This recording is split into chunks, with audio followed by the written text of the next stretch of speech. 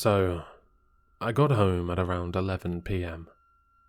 Late night at the office turned into an even later night at the bar. About 4 drinks deep at this point, and I'm tired.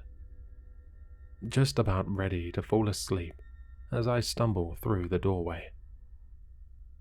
I lay down on the couch and reach for my bag of joints and spark one up as I pull YouTube up on my laptop.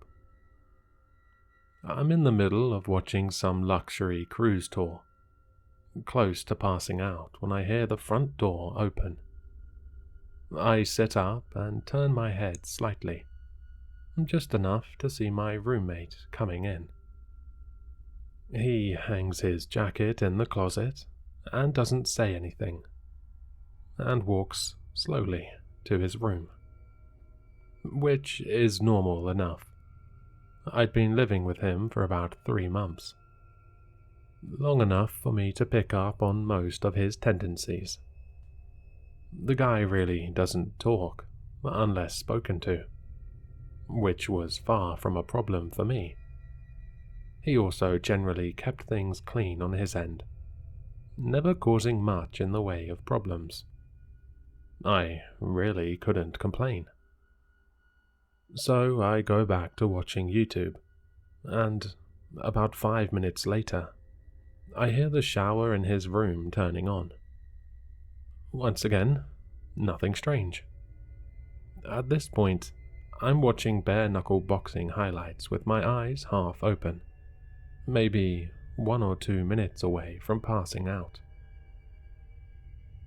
I remember waking up in darkness, my head hurting, my throat dry as hell.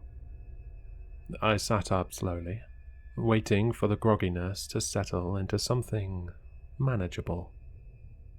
Once it did, I grabbed my phone and checked the time. Around 3:30 a.m. from what I remember. I was starving, and so I got up, began walking towards the fridge. And then I noticed it. A soft but ever-present noise in the background. It took me a few seconds to really recognize what it was. The shower. Suddenly, the events of last night began replaying in my head. Drinking at the bar, Ubering home, laptop, couch, my roommate coming home, the shower turning on. I stood there for a while, trying to make sense of it. Maybe he went to bed and forgot to turn it off. I shook my head. There's no way that happened, I thought. Maybe he slipped and fell. Realizing the implications of this, I rushed towards his room, but found his bathroom door locked. I began pounding on it. "Hey, man, you alright?" No response. I considered kicking the door down, but decided to call 911 before I did that. I took my phone out, preparing to dial, when I noticed that I had an unread text. One from my roommate. "Hey man, I couldn't sleep, so I went over to my girlfriend's place. Not sure when I'll be back. Sent 2 hours ago." I look at the bathroom door, then back down at my phone. Everything about this was wrong. First of all, my roommate barely texts me, and certainly never to tell me that he's going out. Second of all, I know for a fact that he's single, and has been for a while. And third of all, who the fuck was in the shower then? I tried calling him. No answer. Sent him some texts, but no response. I walked over to his desk and saw that his keys and wallet were still beside his laptop. My head's starting to spin at this point, and I get out of there, go back into the living room, and turn on the lights. I'm pacing around in a circle, trying to follow the plot while also trying to ignore the shower. A noise that I never could have imagined being so dreadful in any context. Some time later, I hear something vibrating on the kitchen counter. I move towards it and see that it's a phone. My roommate's phone. The panic begins setting in, and immediately, I grab my keys and run out of the apartment. I make my way down the hall and take the stairs down to the lobby, but even that doesn't seem far enough away, and so I make my way over to the McDonald's across the street. I sit there for a while, considering calling the cops, but for some reason feeling too nervous to do so. But even though there's hardly anybody in there, the place begins to feel suffocating, and I decide to leave, walking back out onto the empty streets.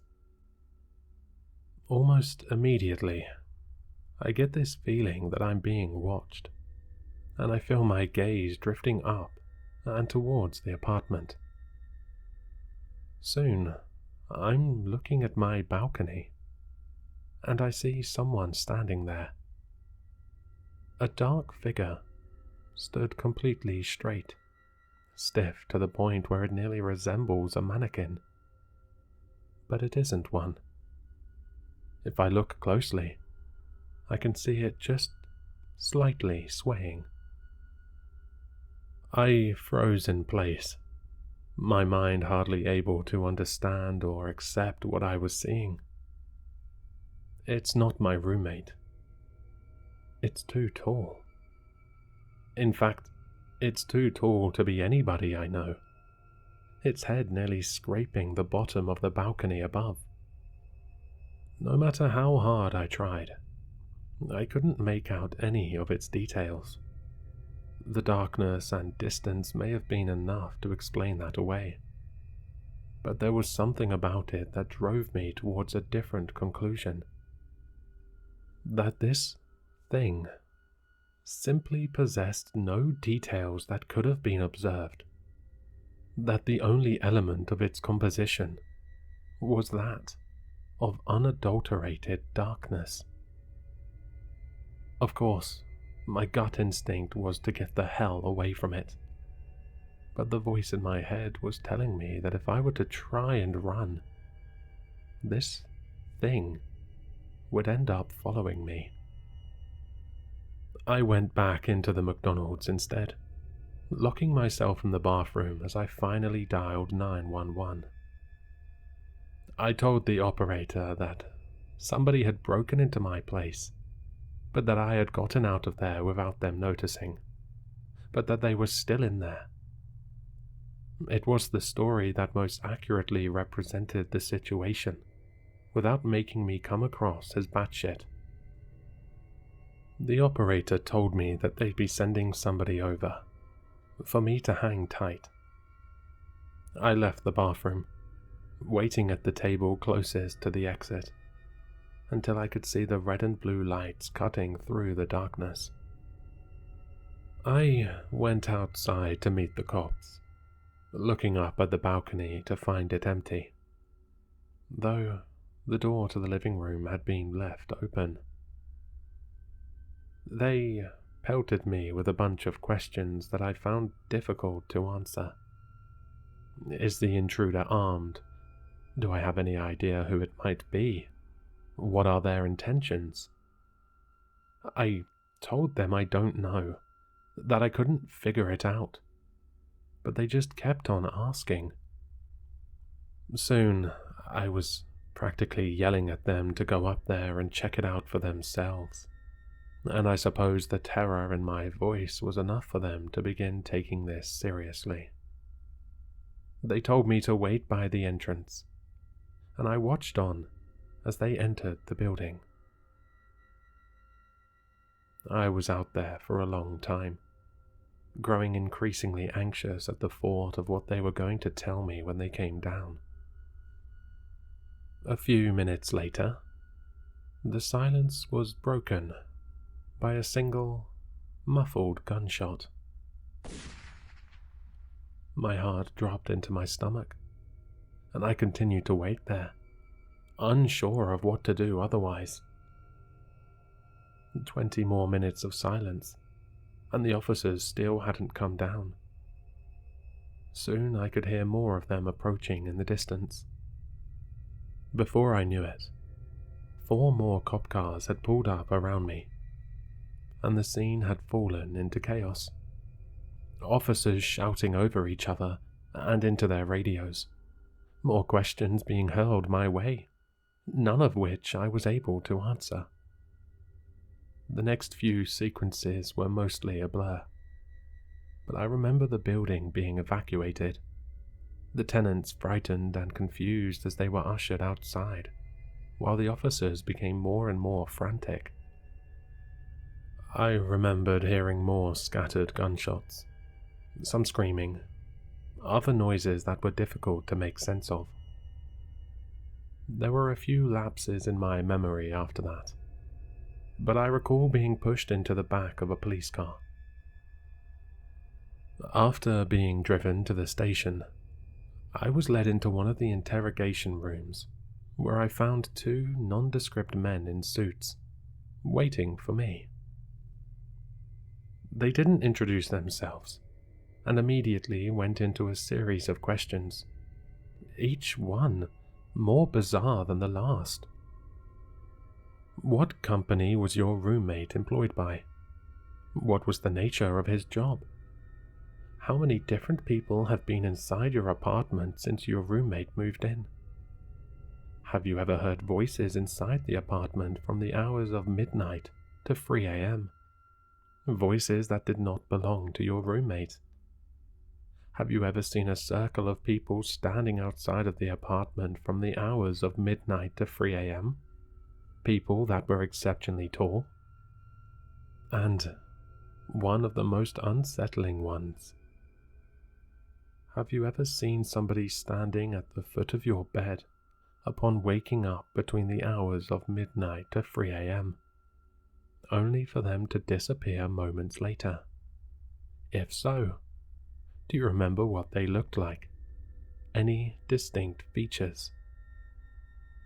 As they continued probing me, my mind began conjuring up some of the strange shit that had happened after my roommate had moved in. Shit that I had written off as figments of my imagination, simply because I had no other explanation for them.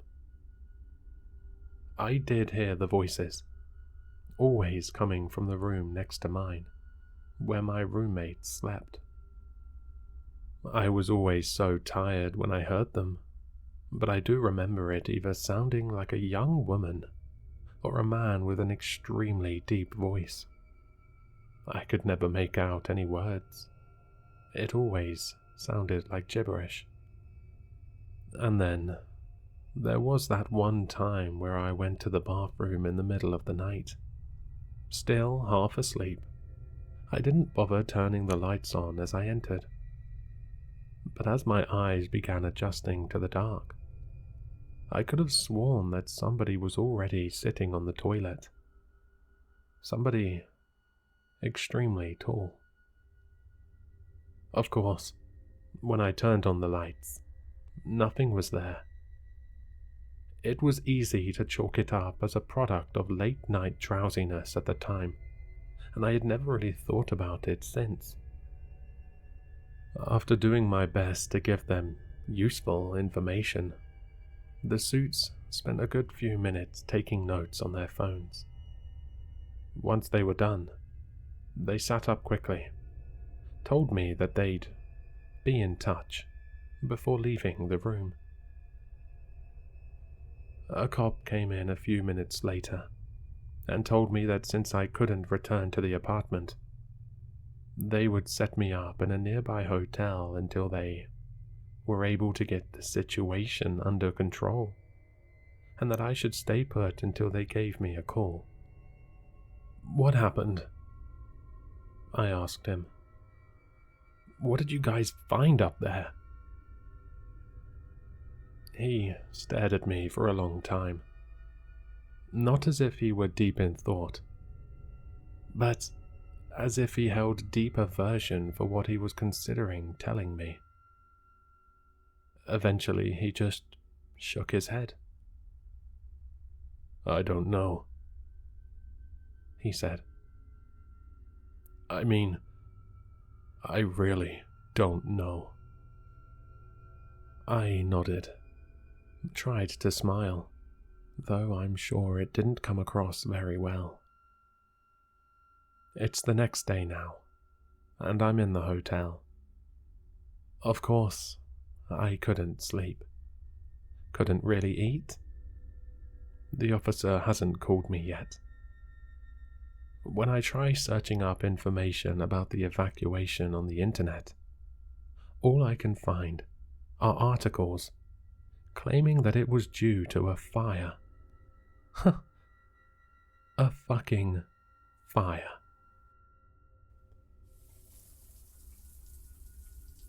Update. I fell asleep, and I just woke up. It's 1 a.m. now, and I can hear the shower running.